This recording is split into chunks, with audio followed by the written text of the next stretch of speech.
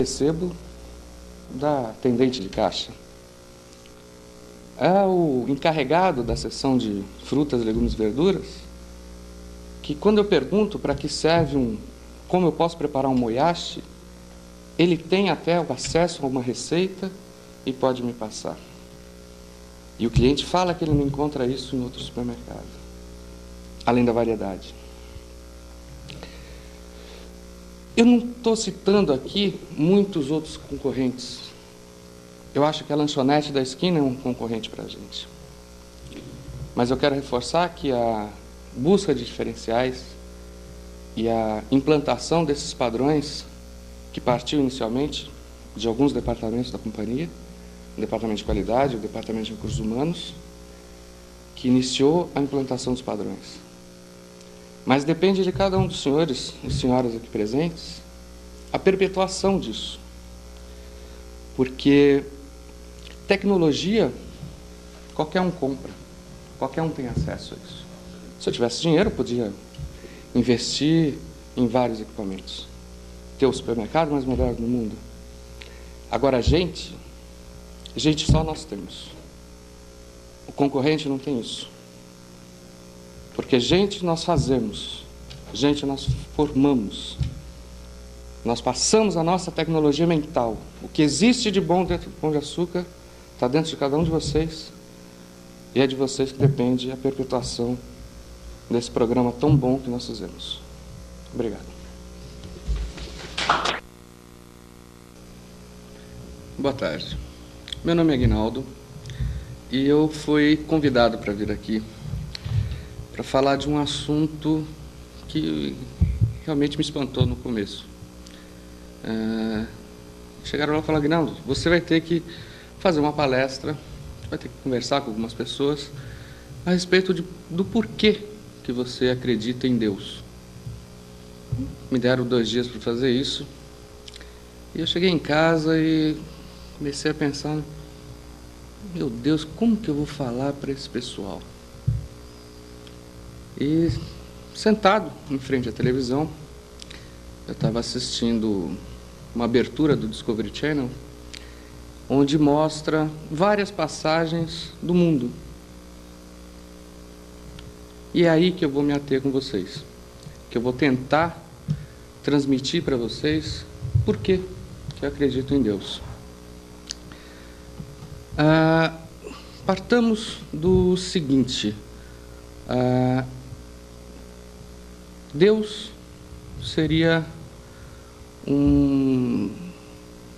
na realidade, um diretor de uma grande peça, de um espetáculo que acontece. E para isso, ele precisaria inicialmente de um palco, né? Teria que montar o cenário. Então nós temos aí o firmamento, colocou o sol como os refletores. Mas também para que isso daí? Para que montar esse cenário? Para que pudesse ter artistas, atores, que pudessem representar esse grande show. E por que também ele criar a terra, o mar, não é? E eu comecei a lembrar a própria povoação, de como se deu a povoação na Terra. Ou seja, tudo isso poderia ter sido criado ou simplesmente aparecido por intermédio de uma grande força, de um acaso, talvez? Não acredito. Não acredito que seja o acaso. O acaso não cria, né? Ele ocorre sobre algumas ações, algumas atitudes que nós podemos tomar. Então, tínhamos já um palco com o céu, com o sol, o mar, a terra. Faltavam os atores. Surgiram, então, o homem e a mulher. E esta força, partindo do princípio que uma força criou tudo isso daí, lhes deu ao homem e à mulher o combustível para viver, para poder atuar nesse palco que foi criado. E essa mesma força deu também ao homem. Quando eu falo homem, eu estou me referindo ao ser humano, a força para que pudesse ter em seu corpo uma outra coisa muito bonita também. Ele formou o corpo como sendo a morada da sabedoria. E essa mesma sabedoria faz com que o homem interaja com esse espetáculo e torne tanto maravilhosa como, às vezes, deplorável a vida, o show. Então, não foi essa força que criou, que na realidade está tornando o show ruim. Somos nós que estamos atuando nesse show. E essa mesma sabedoria que nos foi dada por essa força, nos faz também conscientes e até sabedores de que tudo isso não poderia simplesmente ter existido, né? Nos dá a inteligência para saber que se alguma coisa criou, ela é sapiente desse propósito. E por que eu acredito em Deus? Porque eu consigo ver e consigo viver e consigo conviver com o mundo que está aí fora e que todos vocês também coexistem junto comigo. Obrigado.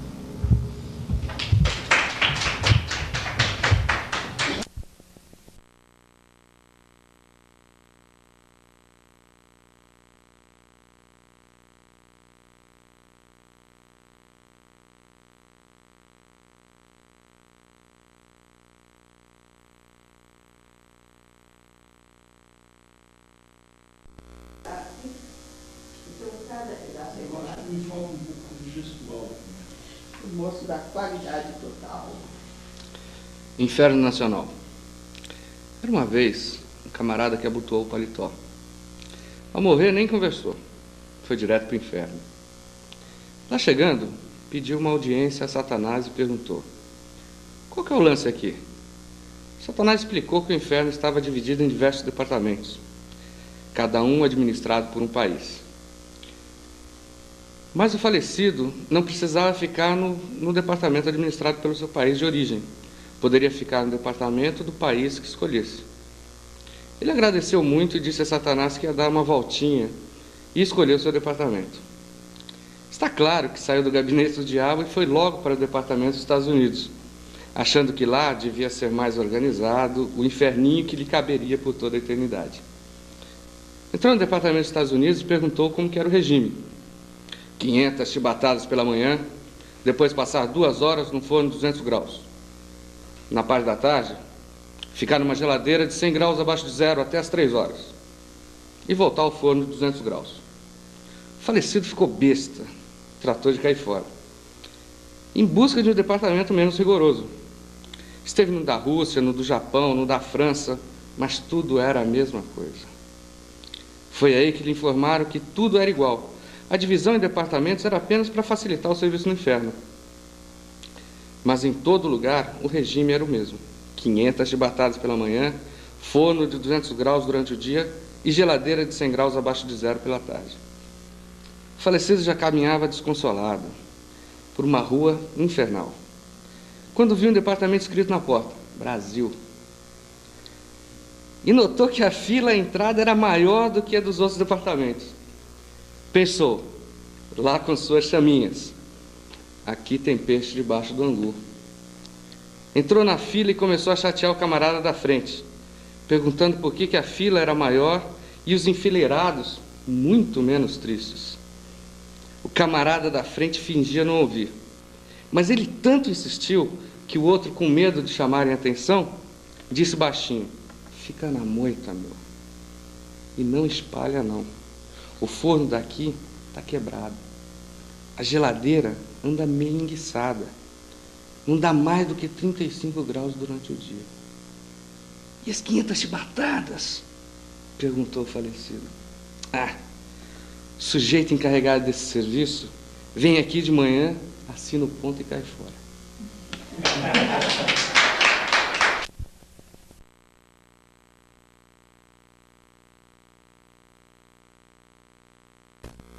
Uma coisa a gente deve dizer. Bom dia, senhores, senhoras. Meu nome é Aguinaldo e vou tentar dar continuidade a essa série de palestras que nós toda semana temos aqui. E gostaria de começar falando que nós estamos às portas de um novo milênio. A evolução, ela é natural e não devemos fechar os olhos a tudo que está acontecendo aí fora. Me passaram um tema que eu considero extremamente polêmico e muito controverso, para que a gente possa evoluir essas ideias e sair talvez daqui hoje com uma nova perspectiva, uma nova visão sobre esse assunto, que é o celibato. A Bíblia não fala em nenhum momento que o celibato é exigido. Mas, em contrapartida, nós temos que o ato sexual pode levar os padres a um desvio da sua função, a um desvio do seu rebanho, até por estar com as próprias preocupações oriundas de um relacionamento, de um casamento, ou talvez até de filhos. Mas, e a liberdade que nós estamos cerceando, exigindo que isso aconteça? É proibido a busca do prazer, de se ter esse tipo de liberdade, de explorar a sua sexualidade? A vivência em família, será que não seria um ponto a ser até explorado por esses padres, a fim de que possam até servir de lição de vida, que possam passar para os seus fiéis uma posição real, por estarem vivenciando esse tipo de relacionamento? A Bíblia, novamente, não fala nada sobre isso. Ela não exige isso. Muitos daqui têm a posição de que o padre já está casado com Deus, por isso ele não poderia ter algum outro tipo de relacionamento.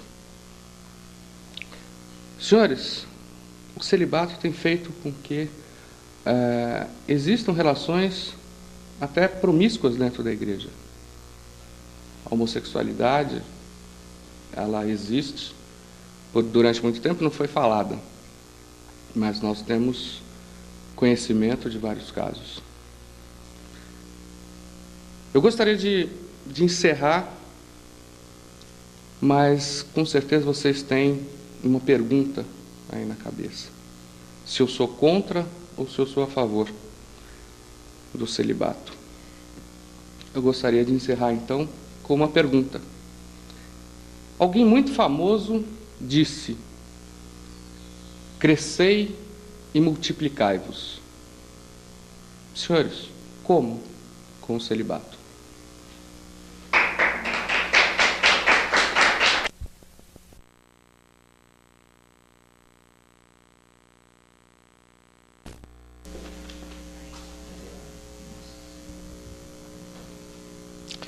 Bom dia. Vou começar a minha apresentação primeiro falando meu nome é Aguinaldo. E há coisa de 2 anos eu estava em Portugal e aconteceu uma coisa muito interessante. Eu fiquei sabendo que eles haviam formado um pavilhão chamado Planeta Água. E foi uma coisa indescritível. Eu fui visitar esse pavilhão nos arredores de Lisboa e realmente é uma coisa fantástica.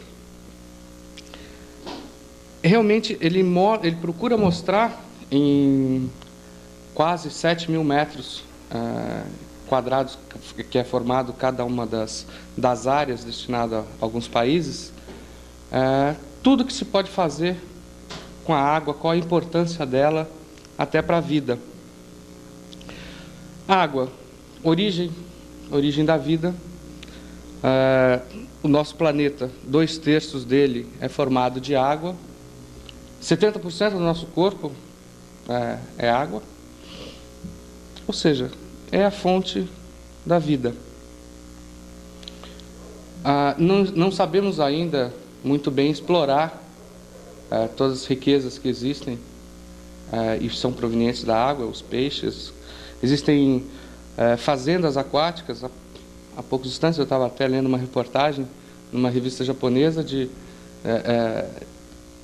instrumentos que são utilizados especificamente para o cultivo de plantas marinhas e fazendas. Como nós criamos o gado aqui, o Oriente utiliza o mar como fonte também de suas criações.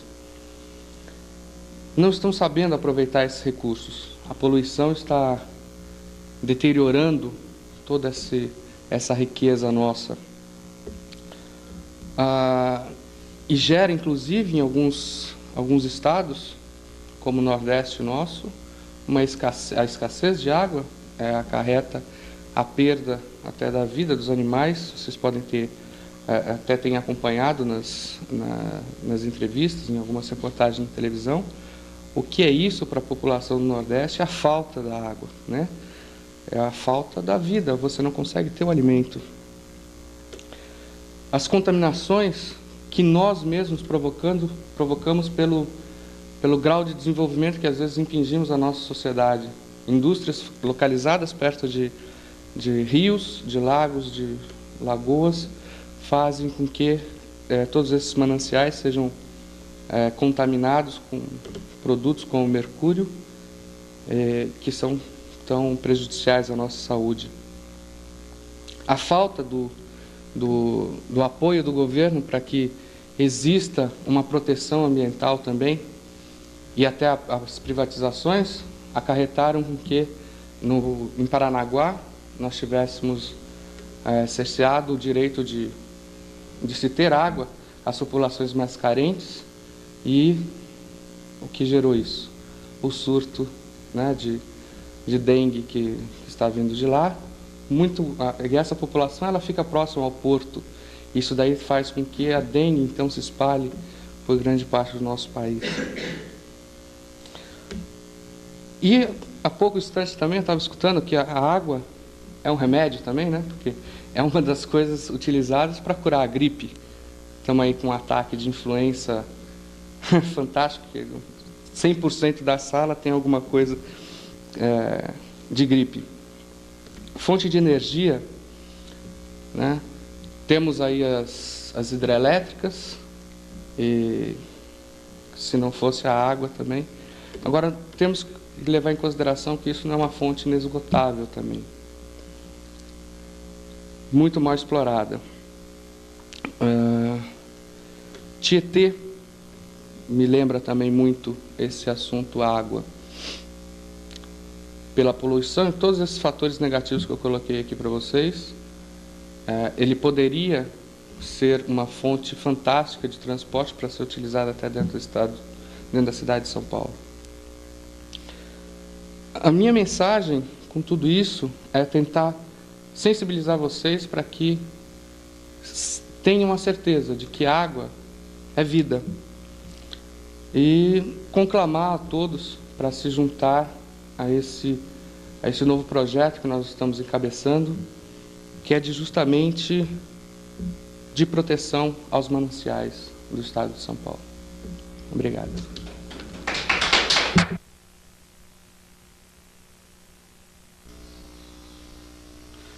Bom, boa tarde a todos. Para os que não me conhecem, meu nome é Aguinaldo, eu sou do Departamento de Qualidade. E ao longo desses dias, os que estiveram presentes aqui, nós falamos algumas vezes a respeito de qualidade. Só que muitos ainda me perguntam, escuta, Aguinaldo, qual que é realmente a função do departamento? Eu vou contar um trecho rapidinho de uma história que aconteceu há coisa de 1 ano e meio, 2 anos no máximo. Um encarregado de um hipermercado nosso, ligou para mim desesperado. Falou, senhor Aguinaldo, eu estou aqui com um fiscal da Vigilância Sanitária e ele está querendo me autuar. Falou que não tem jeito, vai me autuar. Calma, não me recordo o nome dele agora, José, por exemplo. Calma, José, conta o que está acontecendo. Não, o fiscal chegou para mim e falou que vai me autuar porque tem uma barata na minha seção. Ele era encarregado de padaria. Continua ainda dentro da companhia. Ele achou uma barata, mas estava morta, senhor Aguinaldo. Ele estava morta, mas era uma barata. Mas, senhor Aguinaldo, a dedetização saiu, tem 2 dias da minha loja, mostrei o certificado para ele, mostrei o registro, falei para ele que nós tínhamos feito todo o processo de limpeza, de higienização e tal. Você não fez. E ele está querendo me autuar, senhor Aguinaldo. O que eu faço? O senhor não quer falar com ele? Falei, José, tem uma barata? Mas está morta, senhor Aguinaldo. José, mas tem uma barata. Então, o que a gente tira de lição disso daí? Quando a fiscalização age dentro de uma loja, ela é muito semelhante a uma máquina fotográfica. Ela vai na loja e ela tira uma foto. Na foto não dá para a gente saber se a barata está viva ou está morta. O que a foto mostra é que dentro de uma seção tinha uma barata.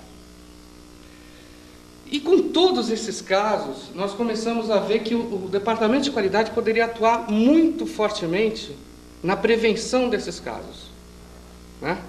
Então nós, há uns 6 meses mais ou menos, começamos a desenvolver um programa de auditorias. Muitas das lojas de vocês já passou por uma auditoria, mas nós nunca chegamos até vocês para mostrar como que essa auditoria ocorre, por quê e através de quem. É isso que eu vou procurar mostrar para vocês hoje. Então, vou falar para vocês o que é uma auditoria de qualidade, como que ela é avaliada, o sistema de pontuação, frequência e a responsabilidade. Vamos recordar o que nós falamos há 2 semanas atrás. Pequeno conceito sobre qualidade. Totalidade das características que visam atender às necessidades explícitas ou implícitas do produto ou serviço. É a adequação ao uso, a satisfação do usuário. A qualidade, ela sempre vai buscar a satisfação do usuário. Nós fizemos uma pergunta aqui, e eu não me recordo com quem eu estava falando, mas o que tinha mais qualidade? Uma Mercedes ou um Fusca? Cria muita controvérsia. Todo mundo acha que é a Mercedes. A Mercedes tem mais qualidade que o Fusca. É errado. A Mercedes possui mais atributos do que o Fusca. A qualidade existe nos dois. Os dois passaram por uma linha de produção, cumpriram todos os procedimentos necessários para a execução desse carro e ele saiu de lá andando. Ele vai atender um público diferente. O cara que tem a Mercedes, ele comprou a Mercedes para saciar os atributos que ele acha que é importante e tem condição de ter. Para o proprietário do Fusca, ele tem um carro com qualidade também. Então, adequação ao uso.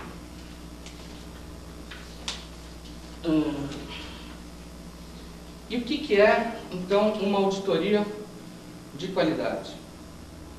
Na auditoria da qualidade, nós vamos avaliar o quanto a loja, na realidade, cumpre em relação a determinados padrões que foram estabelecidos pela companhia.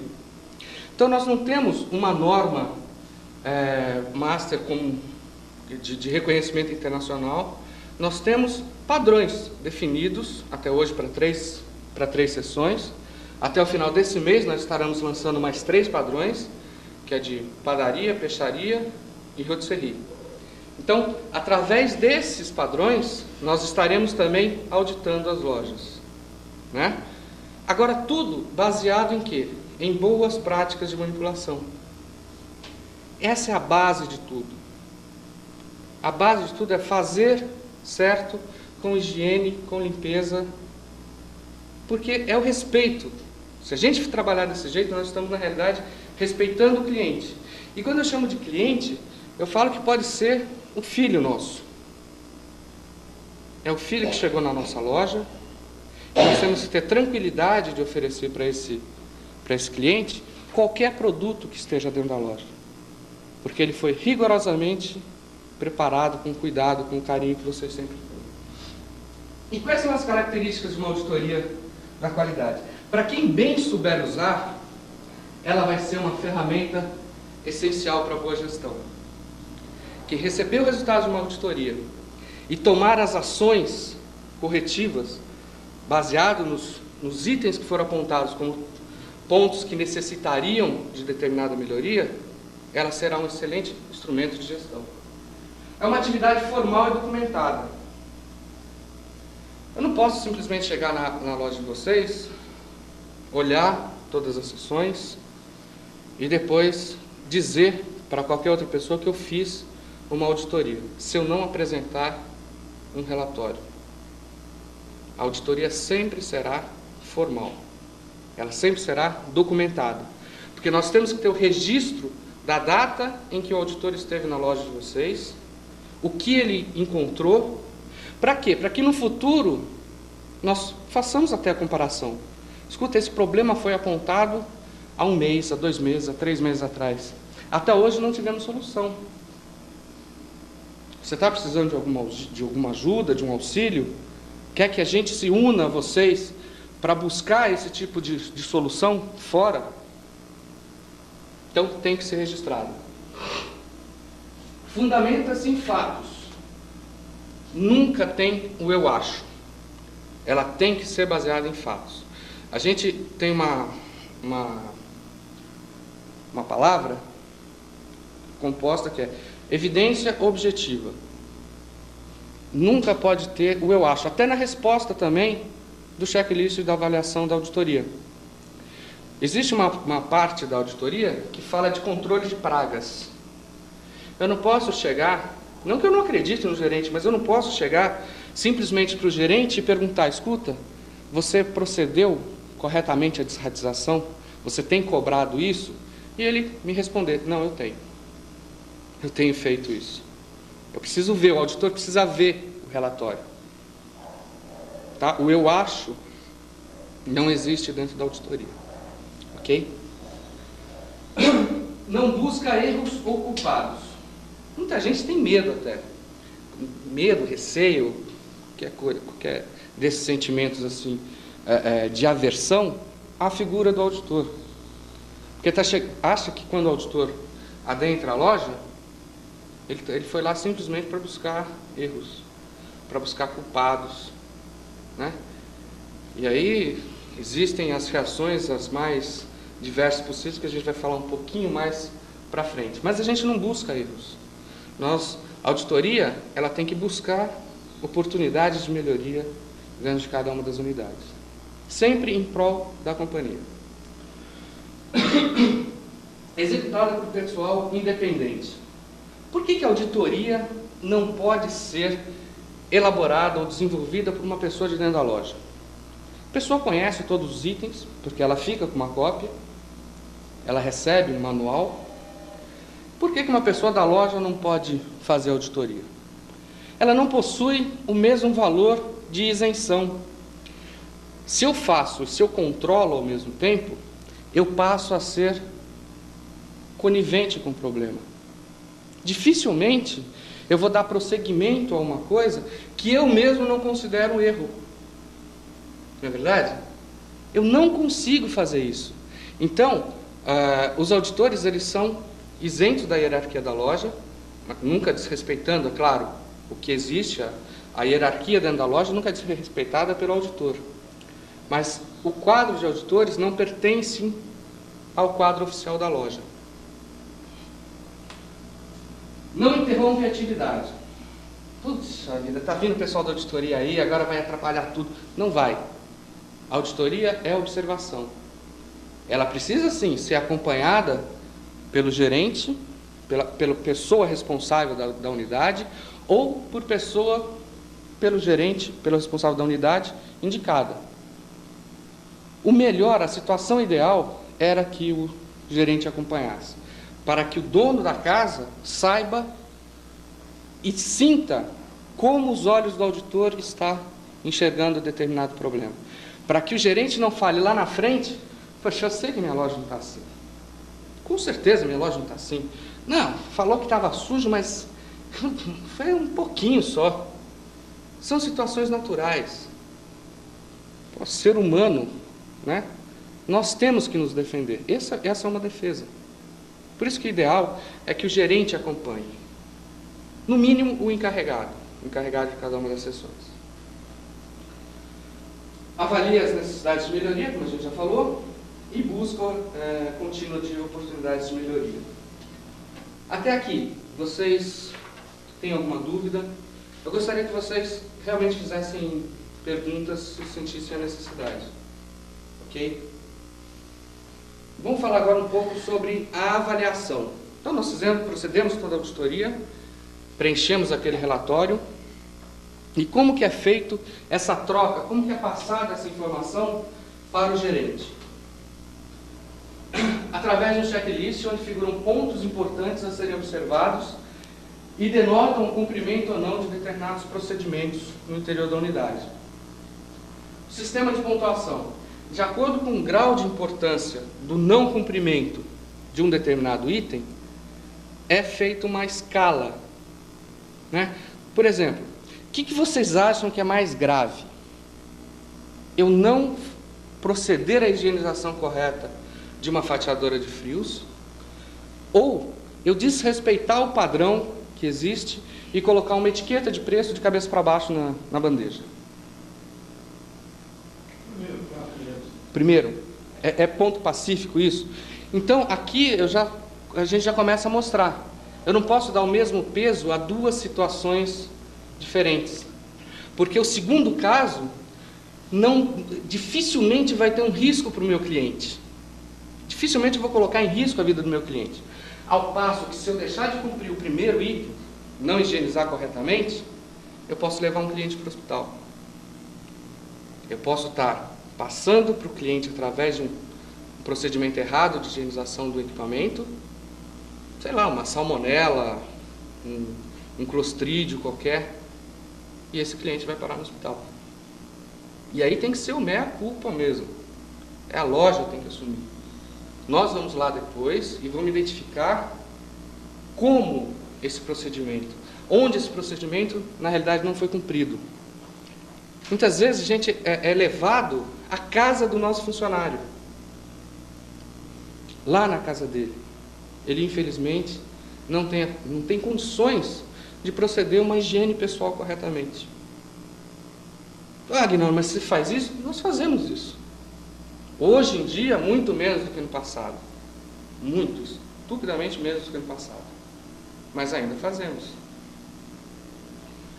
Frequência e periodicidade. O ideal para a gente, com certeza, era estarmos com a frequência maior possível dentro das unidades de vocês. Mas nós temos um quadro muito reduzido. Então, nosso objetivo para o final de 99 é que a gente atinja o final do ano realmente fazendo pelo menos uma auditoria a cada mês. Uma auditoria por mês em cada uma das unidades.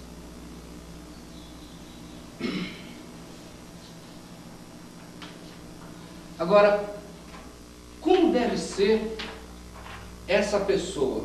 Essa pessoa que foi lá na nossa loja, entrou na nossa casa, né?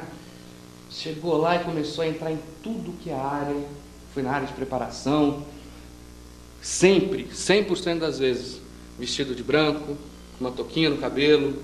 Se entra numa área e vai pegar num produto portando luva, sem utilização de adorno, como que é quais são as características desse auditor? O que essa pessoa tem que ser para proceder corretamente uma auditoria? Eu vou pedir para que cada um dê pelo menos uma característica. Hélio, o que você acha que ele deve ser? Primeiro ele tem que conhecer o que está fazendo. Conhecer o que ele está fazendo. Todo mundo concorda que o auditor tem que conhecer o que ele está fazendo? Vamos só fazer um break aqui. O conhecer o que ele está fazendo é conhecer por onde ele está fazendo a auditoria. O auditor ele não tem que ser um especialista em frios, mas ele tem que ser especialista no manual que fala o que deve ser feito para se fatiar bem frios. Ele não é um excelente fatiador de frios, ok? Cris, que mais? Ter cuidado com os equipamentos que ele está mexendo. Cuidado, claro, é um bem nosso, é um bem da companhia, né? Hélio, Milton, desculpe. Ele tem que dar um exemplo para o pessoal da loja. Ele tem que ser o exemplo. Exato. Colombini. Isento. Exatamente, muito bom. Dona Vida. Equilibrado. Tá. Nós fizemos um apanhado em vários livros, em muito material que fala sobre auditoria, e pegamos isso. Fizemos um resumão. Característica de um bom auditor: ele tem que ser diplomático, bom juiz, né? Trabalhador, analítico, entusiasmado, paciente, disciplinado, mentalidade aberta, inquisitivo. Ele tem que saber perguntar, ele não pode se acomodar diante daquela situação, ele tem que perguntar, né? Profissional, bom comunicador, imparcial, honesto, interessado, treinado. É incrível. Toda vez que eu leio isso, tirando o bom comunicador, eu sempre penso que estou falando de mim. Mas muito bom. Características de um bom auditor. O cara tem que ser pelo menos isso daqui. E mais do que vocês falaram. Se a gente for citar todas as características, a gente ficaria aqui a tarde toda. Ainda, a observação do auditor, ela é um dos seus principais instrumentos, uma das principais ferramentas de trabalho do auditor. Ele tem que saber muito bem observar. Ele não pode cair de cara e achar que uma determinada situação vira uma evidência objetiva. Ele tem que entender a situação, né? Então, uma história aqui. Certa vez havia uma determinação da Igreja Católica para que todos os bispos, arcebispos, padres, etc., não se pronunciassem sobre prostituição. Não podia, era proibido. E Nova York estava infestado. Virou um antro, né? Não era em cada esquina, era em cada ponto da curva tinha uma prostituta. Jornalista é fogo, né? Foi atrás do arcebispo mor lá de Nova York e perguntou: escuta, arcebispo, meu senhor, o que o senhor acha dessa situação de prostituição que está assolando Nova York? O arcebispo, seguindo a orientação, né, do Papa, falou: mas tem prostituta em Nova York? Acabou a entrevista dele ali. No dia seguinte sai estampado no New York Times: arcebispo procura prostituta. Porque não encontrou. Essa é a interpretação, né? A interpretação que a gente dá para as situações é muito importante. Nós temos que ter certeza. A evidência objetiva tem que fazer parte do dia a dia do auditor. Então, se alguma coisa for permear o checklist da auditoria, é porque ele foi e identificou uma evidência objetiva. E muitas vezes ele até fotografa, porque isso pode servir de exemplo para outras unidades. Fotografa não para dedar a loja, mas para buscar situações como a que foi encontrada em outras unidades.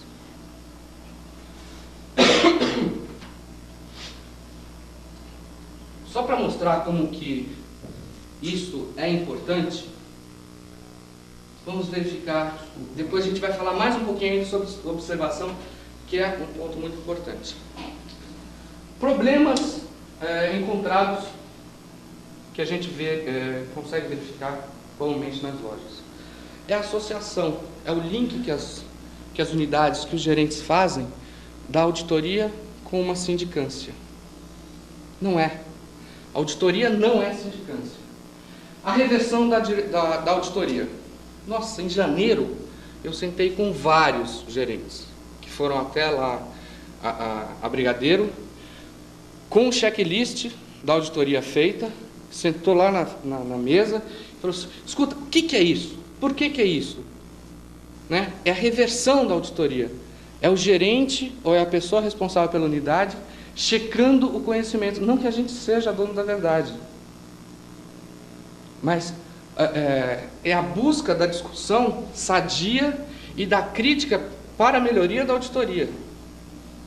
E não o simples fato de criticar ou de não aceitar, que é o que vai fazer com que a gente evolua. Apatia. O auditor chega na loja, o responsável da loja vê o auditor e já vai para o outro lado. Não está nem ligando, isso não vai dar em nada, não vou fazer nada. Depois ele vai chegar, deixar o checklist aqui, e eu vou chegar para o meu diretor e vou falar que não tem condição, que o auditor veio aqui, mas tudo precisa de dinheiro para fazer. Então, ele fica apático. A busca de justificativas. Ah, está sujo. Pô, mas eu acabei de fatiar. Claro, o auditor não é intransigente. Se a situação realmente é essa, a fatiadora está suja, o teu fluxo de trabalho está muito intenso naquele momento. O chão está sujo porque acabou de entrar uma série de mercadorias pelo depósito. Tá? Então, esse tipo de argumentação é importante que vocês tenham com o auditor. Busca de responsáveis. Ah, eu já vou pegar e vou mandar logo. Está sujo? Chama o encarregado aqui, vou mandar esse cara embora. Não é isso. O responsável não é uma pessoa. O responsável é a unidade. Trabalhem em time. Né? Respondam como um time também. Falta de motivação e outras. Novamente, observação. Capacidade de observação deve ser aguçada, o senso de discernimento e interpretação são indispensáveis. Um exemplo. Hélio, você só pode usar ponto, vírgula, interrogação, exclamação, qualquer sinal gráfico da língua portuguesa. Que pontos você colocaria nessa frase para ela ter sentido? Um navio entrava no porto, um navio brasileiro. Um navio entrava no porto, ponto. Um navio entrava no ponto, aqui, ponto. Isso. Tá. Um navio brasileiro. Tá, um ponto. Cris. O navio entrava no porto, 2 pontos. 2 pontos. Brasileiro. Um navio brasileiro. Milton. Só a pontuação? Posso? Não pode rearranjar o texto. Não, não é. O navio entrava no porto, abre aspas, o navio brasileiro, fecha aspas. Um navio entrava no porto, um navio brasileiro, fecha aspas. Ok. Colombini. Normalmente o navio entrava, ponto. Ponto. No porto, vírgula, o navio brasileiro. Ótimo. Gostaria de... Já conhece? Então, O navio entrava no porto, parênteses. Parênteses. O navio brasileiro. fecha parênteses. Fecha parênteses. Quer participar? Quer dar uma ideia? Fala. O navio entrava no ponto. O navio brasileiro interrogação. Interrogação. Cada um de nós pode dar uma opinião e até fazer mais sentido. O auditor, ele não precisa ficar procurando pelo em ovo, como nós estamos fazendo aqui. A frase teria sentido se a gente colocasse um ponto aqui. Um navio entrava no porto, um navio brasileiro. Ponto. É o entrava não de entrar, é o entrava de entravar, de dificultar, né? Dificilmente a gente busca esse sentido porque o verbo entravar a gente não usa comumente. Então a gente fica procurando uma série de justificativas, né? Não precisa. O auditor, às vezes, ele tem que ver a coisa e não identificar aquilo como um problema potencial. É simples daquele jeito e pronto. E no caso aqui, não é pronto, é ponto, né? Responsabilidade. De quem é a responsabilidade por fazer as auditorias? Responsabilidade é do Departamento de Controle de Qualidade, que na época, quando foi feito, chamava ainda Controle de Qualidade. Hoje é Departamento de Qualidade. as auditorias, em todas as lojas que possuírem um padrão operacional implantado. Agora, é de responsabilidade da área operacional o cumprimento do padrão. Como nós não temos ascensão hierárquica sobre o pessoal de operações, nós não podemos simplesmente mandar as pessoas fazerem. A área de operações que deve cobrar. Nós apontamos uma oportunidade de melhoria e a área operacional cobra. Circunstâncias que levam à existência de uma auditoria extraordinária. Normalmente, na companhia, uma auditoria extraordinária é gerada por causa de reformas. É a única situação que tem comumente levado a gente a proceder a uma auditoria extraordinária. Mesmo porque nós não conseguimos ainda completar 100% das unidades. Bom, perguntas? Estamos basicamente encerrados. Perguntas? Não? Para reforçar um pouco esse lado de observação que a gente gosta que todos tenham, eu vou encerrar a palestra de hoje com esta frase que muitos de nós, nessa série de palavras, que muitos de nós escutamos hoje de manhã, né? É uma frase de Rudyard Kipling que ele escreveu: tenho 6 servos honestos, dando ajuda como ninguém. Eles se chamam onde, o que, quando, como, porquê e quem. Identificar totalmente o problema. Obrigado.